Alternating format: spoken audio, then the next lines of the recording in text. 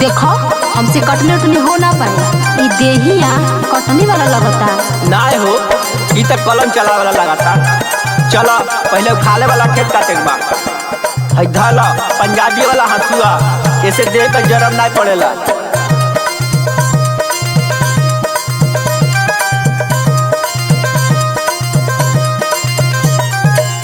बाकी गल के हुआ लटो की गोइल बलिया, काम के बेरा फुलावे लुगलिया। धनी हो बाकी गल के हुआ लटो की गोइल बलिया, काम के बेरा फुलावे लुगलिया। अरे हथवा में हसुआ ढलाए धनिया, हथवा में हसुआ ढलाए धनिया। गेहूं काटे के बाटे चलाए धनिया, गेहूं काटे के बाटे चलाए धनिया, गेहूं काटे के बाटे।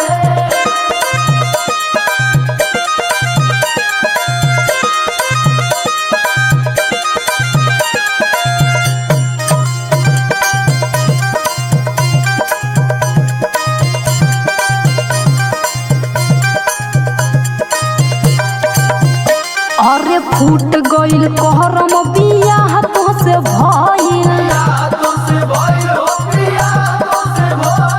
सपना हमार चूर चूर सब भइल।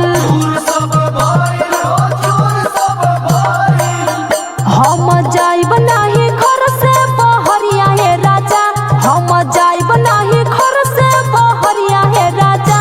बानी गोर हो जाइब हम करिया हे राजा, बानी गोर हो जाइब हम करिया हे राजा। का कहले है करम फूट गइल? अरे करम तो हमार फूट गइल कि जौन तो से बियाह हो गइल।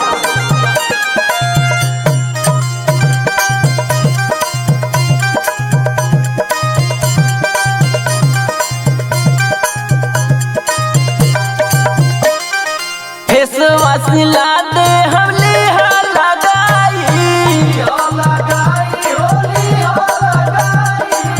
कम नहीं होई तुहार सुघराई।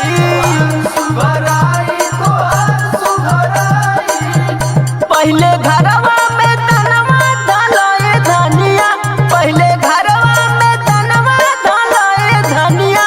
गेहूं काटे के बाटे चलाए धनिया, गेहूं काटे के बाटे चलाए धनिया, गेहूं काटे के बाटे।